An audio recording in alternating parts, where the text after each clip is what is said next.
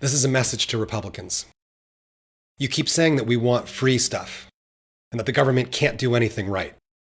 So you need an education.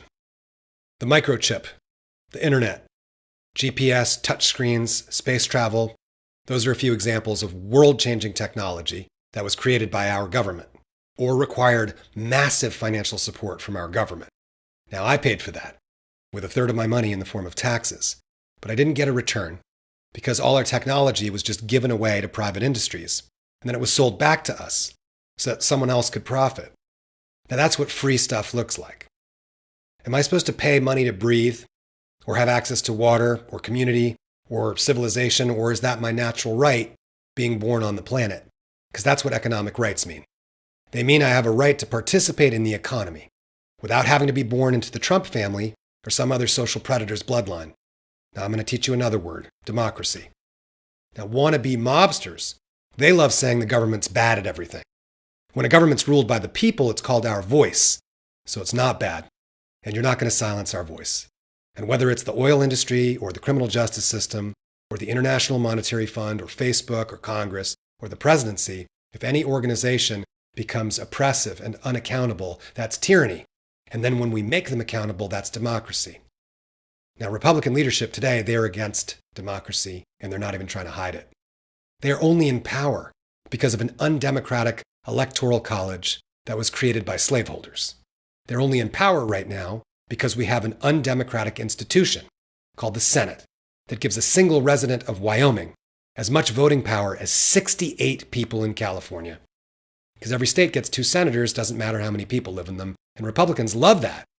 They love how millions more Americans vote for Democrats but don't get any representation, because they love free stuff, just like the Founding Fathers. Well, guess what? Slavery's over. States are not people. Corporations are not people. Concentrated power and wealth and a master race and master culture, none of that is democracy. And your sacred constitution is long overdue for a rewrite, as holy of a document as you've been thinking it is, conditionally, of course. Because even the empire-hungry colonists would have been disgusted by your handing over everything, sir, yes, sir, to the lords and ladies of big box stores, oil, and money that Republicans are worshiping today. The American dream made us famous all over the world. We gave people hope. But Republicans love it so much more now that people have the worst chance at making it here than any other rich nation. They prefer the class system, the caste system, extreme inequality, and poverty.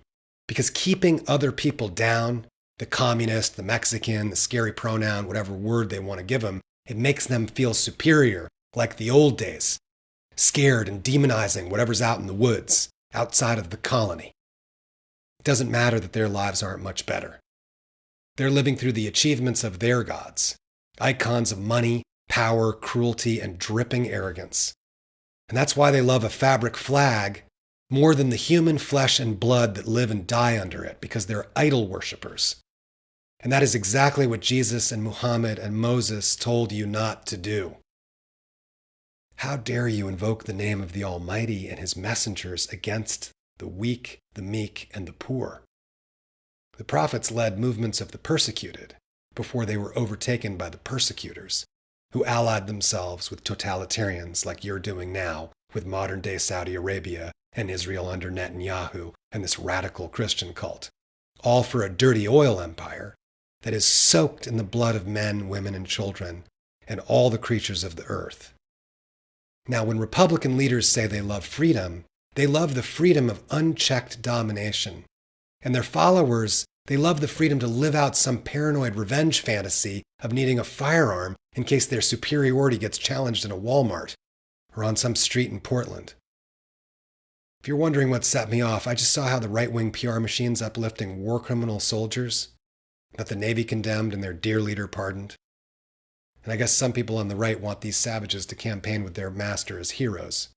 And they think a Navy SEAL calling out war crimes is somehow political correctness. Well, my grandfather would disagree with you. This Republican goon squad worships the government when it gives them illegitimate authority over the people. Then they march in lockstep, drunk with their abuse of power. Well, no. You can't have our democracy. You can't make it a great republic for slaveholders and wage slavery, not again, not now, not ever. We beat you and your masters in the Civil War. We beat you on the beaches of Normandy. We beat you in Birmingham, and we're going to beat you again. Because the truth wins. And you can stand by while all our communications networks get drowned with some Russian psychological warfare. You can redraw all our maps with a Sharpie. You can keep suppressing the voting rights of our Black, Brown, and First Nation brothers and sisters. And go ahead. Keep using the old slave laws to false multiply your votes. Keep tricking all your scared, angry, ignorant old white people into supplication before your orange golden calf. But we're going to beat you. We're going to replace you. And we're going to change the culture. If not this election, then out in the streets. Because you cannot have this land. You cannot have this country. It was never yours in the first place.